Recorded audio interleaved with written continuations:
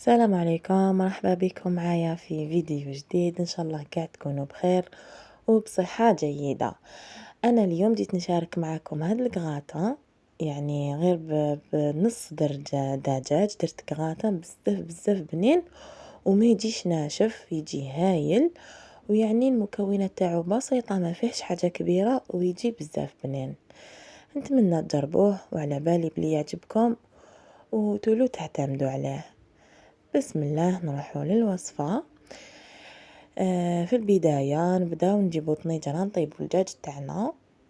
هاوليك انا عندي نص در دجاج غسلته نقيته ودرتو في طنيجرة مع شوية زيت، نخليه يتقلى وحده غير شوية كيما راكم تلاحظوا. مرة على مرة نقلبو ونخليه يدي تحميرة خفيفة، يعني غير وحده في البداية.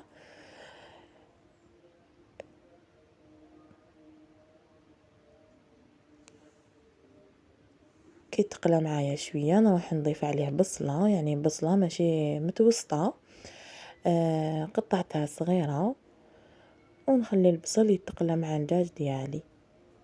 نضيفوا له شويه ملح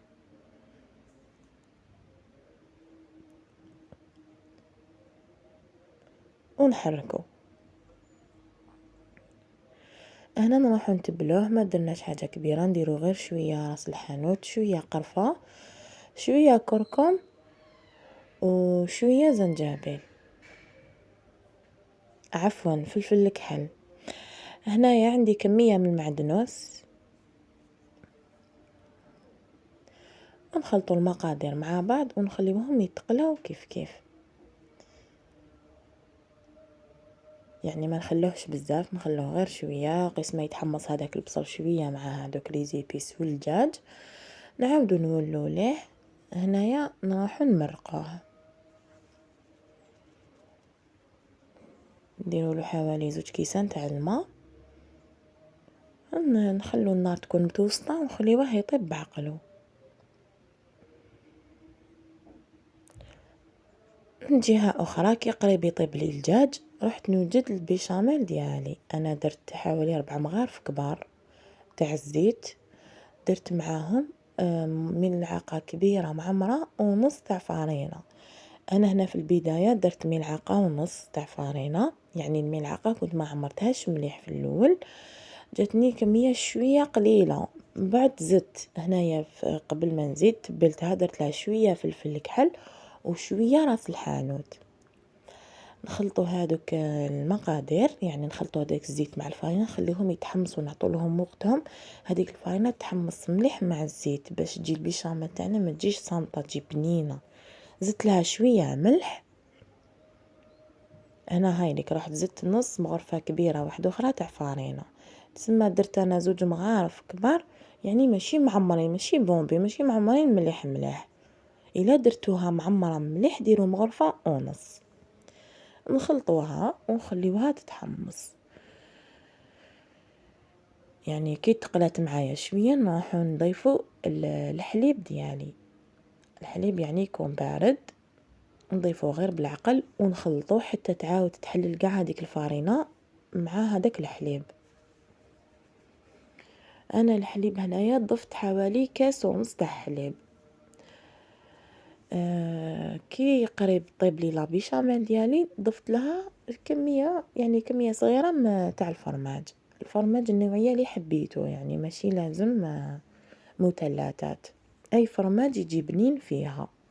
وتقدروا هاد الوصفه تقدروا ما تزيدوش كاع الفرماج، ما كانش عندكم تقدروا ما تزيدوش. نخلطوها مليح، يعني ما نواصلوا التحريك، يعني ما نحبسوش حتى تتقال معايا، وما ماهيش حتتقال بزاف بزاف بزاف حتى تولي لكم عجينه. الى غلبتكم، يعني ما ضفتوش كميه كبيره تاع الزيت وضفتوا بزاف الفارينه، عفوا تاع الحليب، ضفتوا الفارينه يعني بزاف والحليب شويه، حتجمد معاكم، حتتقال وما تجيش بنينه. يعني ضيفوا لها الحليب حتى تعاود تطلق روحها.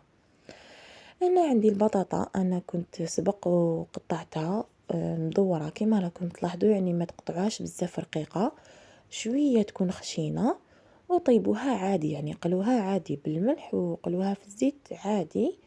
نفوتو نفرشو في البلا لي يدخل للفرن، نفرشو البطاطا تاعي، ومن بعد هداك الدجاج كي طابلي رحت نحيتو خليتو برد، فتتو مليح بيدي برك كيما راكم تلاحظوا. وهذه هي لاصوص اللي تحصلت عليها. شوفوا كيفاش تقالت، تكون فيها غير شويه لاصوص، يعني ما تقعدش لاصوص بزاف. الا قعدت لكم خلوها، يعني طاب الدجاج وبقات لاصوص كتر بزاف، يعني خلوها، نحوا الدجاج تاعكم وخلوها تتجمر حتى تتجمر معاكم ملاح.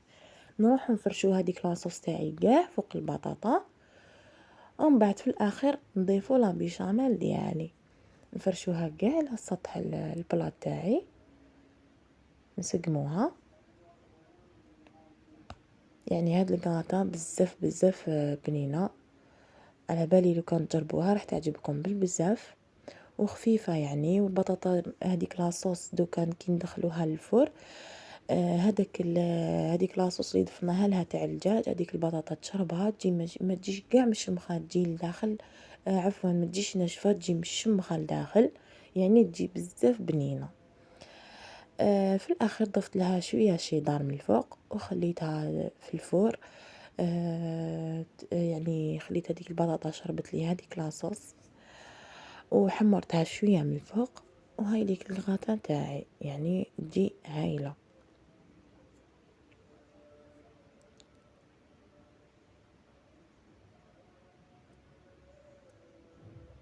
هاي ليك تجي من الفوق تجي شايدة روحها، ومن الداخل شوفوا كيفاش طرية، وتجي بزاف بزاف بنينة. يعني جربوها ما كوش حتندموا عليها يعني، ولا غير تستاهل تجربة.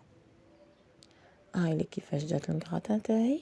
هنا انايا قدمتها مع هذا الخبز، يعني خدمته معاها، ما صورتوش، ما لحقتش نصوره، صورت غير الكغاتان.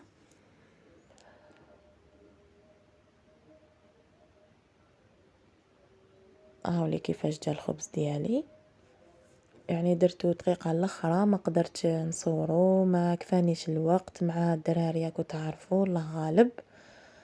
نعاوده لكم ان شاء الله، ندير له فيديو خاص به. جا بزاف هايل وخفيف.